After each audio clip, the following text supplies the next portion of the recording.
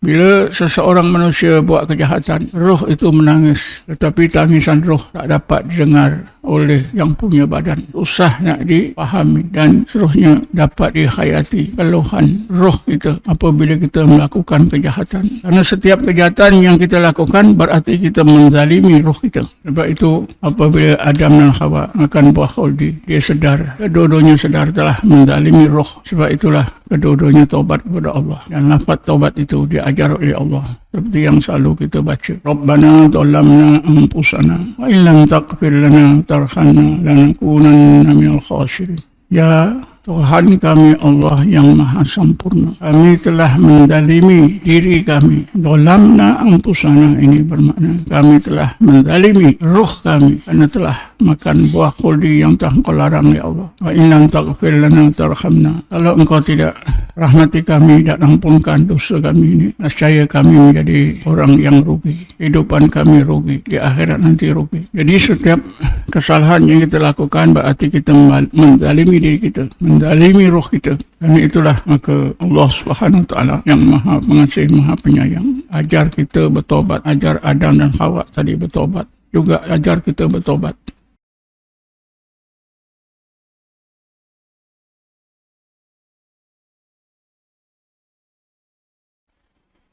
Kita diberitahu oleh Allah dalam Quran bahawa kita dihidupkan oleh Allah. Sebabnya ialah Allah masukkan roh ke dalam tubuh kita. Di sinilah kita semua dapat memahami bahawa kejadian diri kita ini pada asasnya terdiri daripada dua lapis. Lapisan luarnya ialah jasmani dan dalamnya ialah rohani. Rohani itu nisbahkan kepada roh.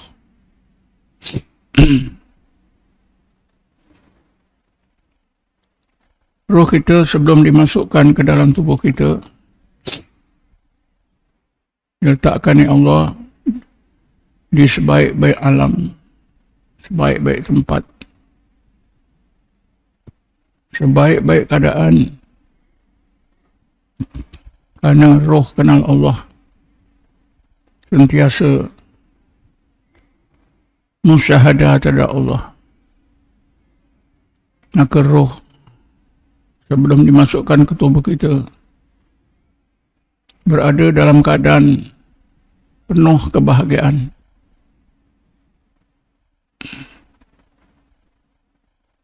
Inilah yang dimaksudkan oleh Allah dalam firman-Nya. Laqad khalaqnal insana fi ahsani taqwim. Sesungguhnya kami jadikan manusia itu dalam sebaik-baik ciptaan. Tapi bukan hanya sebaik-baik ciptaan, tapi roh manusia itu diletakkan Allah di sebaik-baik tempat, sebaik-baik keadaan. Roh penuh bahagia. Kenal Allah. Berada dalam keadaan sangat nyaman, sangat selesa, sangat bahagia. Tetapi apabila roh itu dimasukkan ke tubuh, ke jasad kita, itu bermakna roh telah turun pangkat. Yang pertama, dialihkan oleh Allah daripada sebaik-baik tempat ke seburuk-buruk tempat, asfalas safilin, iaitu jasad kita. Dan jasad kita ini diletakkan oleh Allah di alam yang paling bawah, iaitu alam dunia. Dunia ini disebutkan dunia karena dunia inilah alam yang terkebawah. Jadi roh dimasukkan ke tubuh itu satu kejatuhan pangkat, kemerosotan pangkat. Jasad kita pula diletakkan oleh Allah di alam mulki. Itu juga kejatuhan. Kemudian sekeliling hidup kita banyak perkara-perkara yang boleh menjatuhkan roh kita, merendahkan roh kita, menghina, mengotorkan roh kita. Iaitu apa saja larangan Allah, apa saja yang disukai oleh nafsu, semuanya akan merosakkan roh kita. Sehingga roh tidak bahagia seperti dulu. Roh tidak seperti sebelum dimasukkan ke dalam tubuh. Seorang menyebut perkara yang dilarang oleh Allah, roh menderita. Ya, seorang melakukan dosa, roh menderita. Kita dapati diri kita ini 24 jam. Apakah dosa yang kita tak lakukan? Kalau dikumpul sebulan 30 hari, setahun 360 hari, memang roh kita ini teruk. Karena perbuatan kita itu semuanya merosakkan roh kita. Roh kita menderita. Yang orang kita sekarang, roh kita koyak. Tuan-tuan tahulah apa istilah koyak sekarang. Tapi anehnya, orang yang rohnya rosak koyak ni, dia merasa tidak ada apa-apa. Tidak ada apa-apa berlaku pada rohnya. Malahan mungkin dirasakan hidupnya senang. Rohnya dipikirkan senang.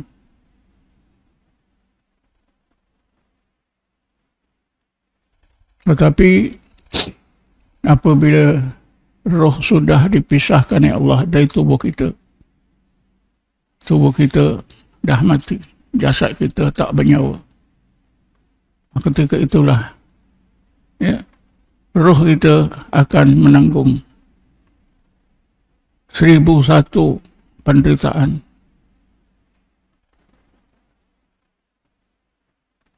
Sejak di alam barzah, di mana roh diletakkan di alam barzah, roh sudah menderita.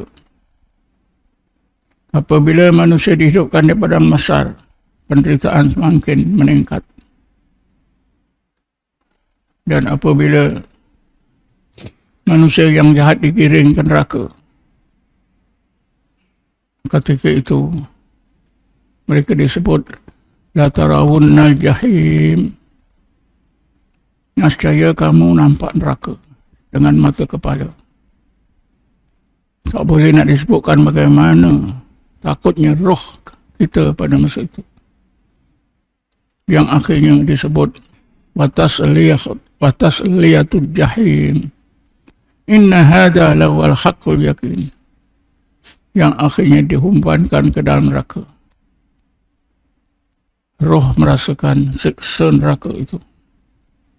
Itulah yang Allah sebut haqqul yakin.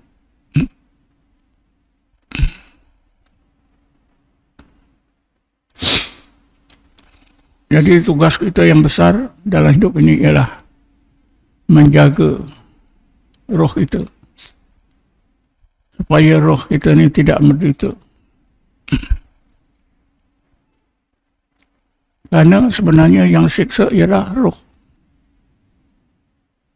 Yang merasa sakit roh. Gabungan roh dengan jasad itulah. Maka roh dan jasad merasa sakit.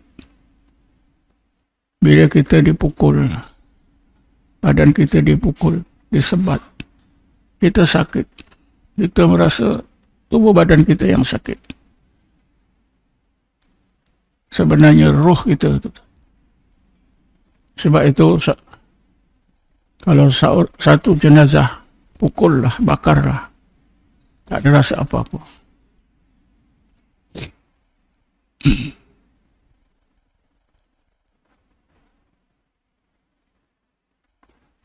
Daripada apa yang diterangkan, maka sangat penting kita menjaga roh kita yang Allah amanahkan.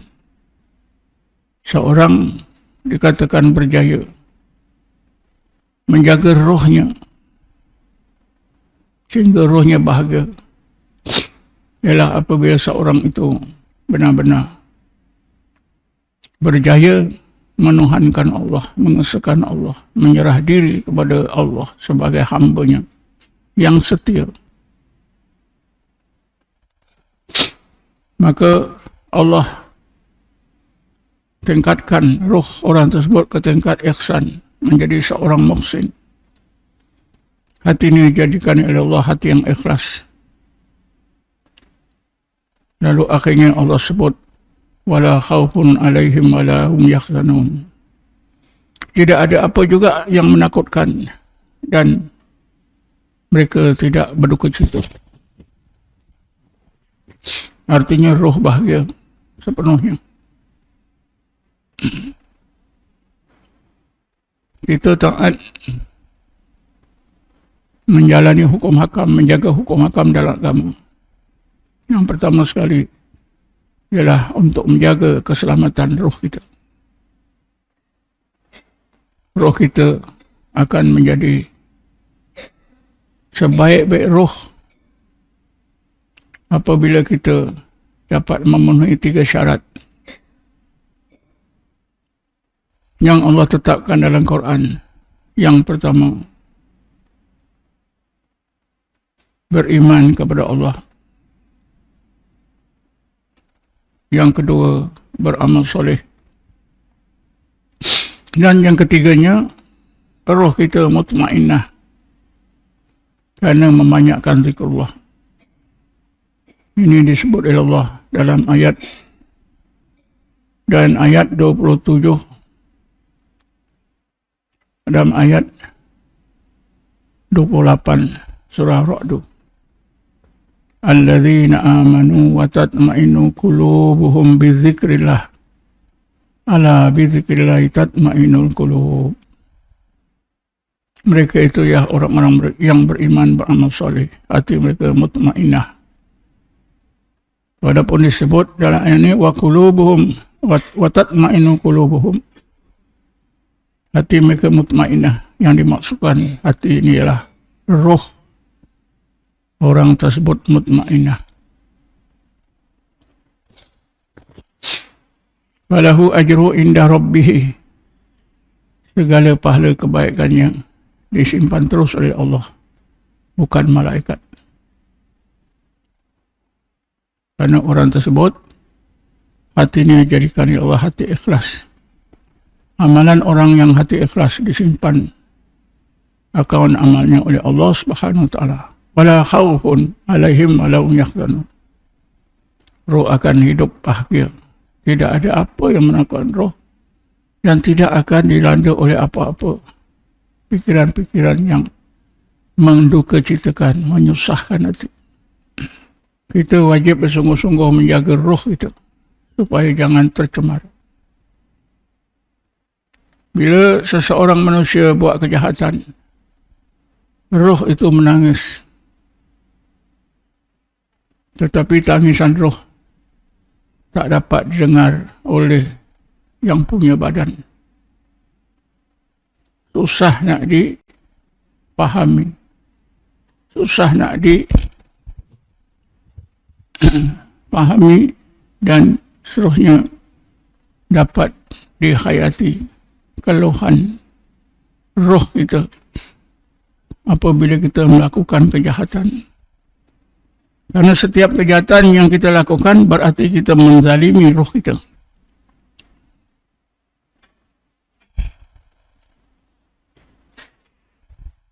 Sebab itu apabila Adam dan Hawa makan buah khuldi, dia sedar, kedua-duanya sedar telah menzalimi roh. Sebab itulah kedua-duanya taubat kepada Allah. Dan lafaz taubat itu diajar oleh Allah. Seperti yang selalu kita baca. Rabbana dhalamna anfusana wa illam taghfir lana tarhamna lanakunanna minal khasirin. Rabbana dhalamna anfusana. Ya Tuhan kami Allah yang maha sempurna. Kami telah mendalimi diri kami. Dhalamna anfusana. Dhalamna anfusana ini bermakna kami telah mendalimi roh kami. Karena telah makan buah khuldi yang telah Engkau larang, ya Allah. Wa in lam taghfir lana tarhamna. Kalau Engkau tidak rahmati kami dan ampunkan dosa kami ini, nescaya kami menjadi orang yang rugi. Kehidupan kami rugi. Di akhirat nanti rugi.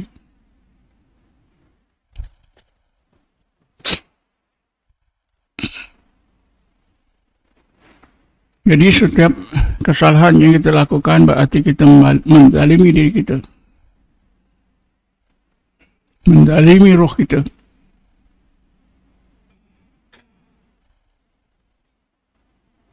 Karena itulah maka Allah Subhanahu wa taala yang Maha Pengasih, Maha Penyayang ajar kita bertobat.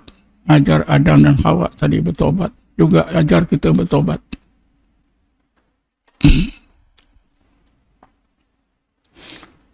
Dan apabila kita jaga roh kita sebaik-baiknya, sehingga roh kita itu menjadi tenang, setenang-tenangnya. Yang dalam Quran disebut hati. Alladzina amanu wa tatma'innu qulubuhum. Maksud hati ini sebenarnya ialah merujuk kepada roh. Roh itu tenang setenang-tenangnya. Apabila roh kita tenang karena tidak melakukan kesalahan, bersih, bercahaya, kenal Allah seperti dulu sebelum dimasukkan ke dalam tubuh, maka Allah panggil roh kita untuk mengenal Allah, menghadap Allah seperti dulu sebelum dimasukkan ke dalam roh. Allah berfirman, Bismillahirrahmanirrahim, Ya ayyatuhan nafsul mutmainnah. Wahai nafs yang mutmainnah. Nafs ini kalau kita tengok terjemahan Quran, dia terjemahkan wahai hati yang mutmainnah. Wahai jiwa yang mutmainnah. Jiwa ke hati ke apa, sebenarnya maksudnya ialah roh kita yang mutmainnah. Wahai roh, wahai jiwa yang mutmainnah, irji'i ila rabbiki radiyatan mardiyah fadkhuli fi ibadi fadkhuli jannati. Ayat ini ditujukan oleh Allah kepada kita ketika hidup. Setengah orang Islam salah memahami. Ayat ini ditujukan oleh Allah nanti di akhirat. Buat apa di akhirat tidak ada lagi. Kewajipan agama tidak ada. Di dunia. Sekarang ini juga. Allah tawarkan kepada kita, irji'i ila rabbiki radiyatan mardiyah fadkhuli fi ibadi fadkhuli jannati.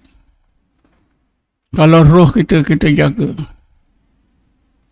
bersih dari kekotoran dosa, hidup bercahaya, maka roh akan dapat mengenal Allah.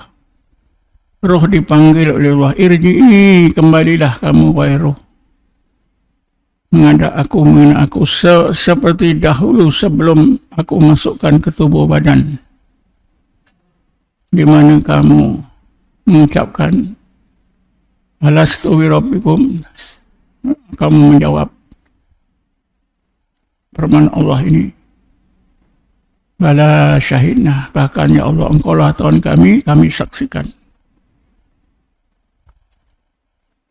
Jadi ya ayyatuhan nafsul mutmainnah irji'i ila rabbiki radiyatan mardiyah, ini bukanlah Allah tujukan kepada kita nanti di akhirat, tidak di dunia ini.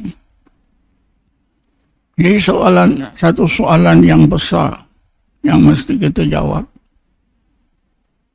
Adakah kita, tiap-tiap individu kita sudah dapat panggilan daripada Allah? Irji'i ila rabbiki radiyatan mardiyah. Fadkhuli fi ibadi, fadkhuli jannati. Orang kata sekarang daftar. Nak menjadi pengundi daftar. Kalau tak ada dalam pendaftaran pengundi senarai, tak boleh mengundi. Inilah Allah daftarkan kita. Bila memenuhi syaratnya, beriman, beramal soleh, hati mutmainnah, maka Allah silakan, irji'i ila rabbiki radiyatan mardiyah. Kembalilah kamu, wahai roh, kepada Tuhan kamu Allah, dalam keadaan redha dan diredai. Fadkhuli fi ibadi, masuklah dalam kumpulan hamba-hambaku, masuklah dalam senarai para hambaku. Fadkhuli jannati, masuklah dalam senarai hamba-hambaku yang aku masukkan ke dalam surga. Cukup jelas.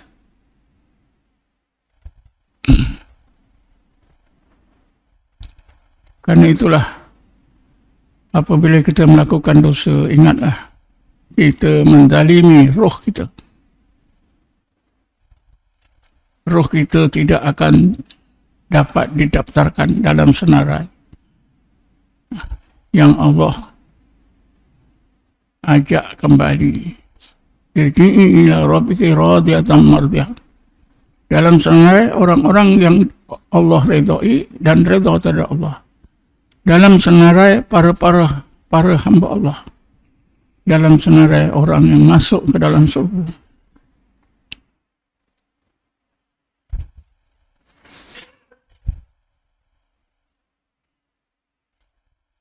Malangnya manusia buat dosa besar, tak ada rasa apa-apa.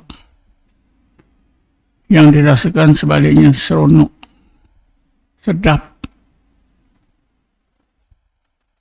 Contohnya, seorang pesakit, sakitnya luar biasa. Apa sakit awak? Tubuh saya tak sakit, Ustaz. Nafsu saya sakit. Astagfirullah. Apa maksud awak? Saya kalau tak berzina, saya rasa tak boleh hidup. Mungkin tonton tak pernah dengar pengakuan macam.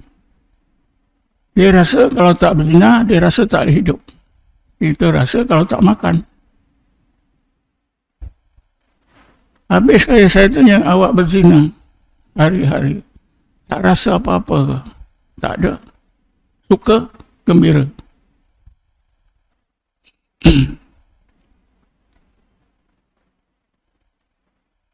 Jadi untuk mengelakkan semua kesalahan, semua dosa, siapkanlah satu, beriman kepada Allah sebaik-baik iman, beramal saleh sebaik-baik amal saleh, dan roh kita biarlah mutmainnah dengan zikrullah. Tenang saja. Semuanya itu nak dipelajari. Beramal saleh, nak belajar ilmu fiqh. Ya. Nak beriman, perlukan kepada ilmu tauhid. Nak menyempurnakan amal dan iman kita, perlu belajar tasawuf. Bila belajar tasawuf, kita mesti belajar ilmu dan amalannya yang asas, yaitu zikrullah dan tafakur.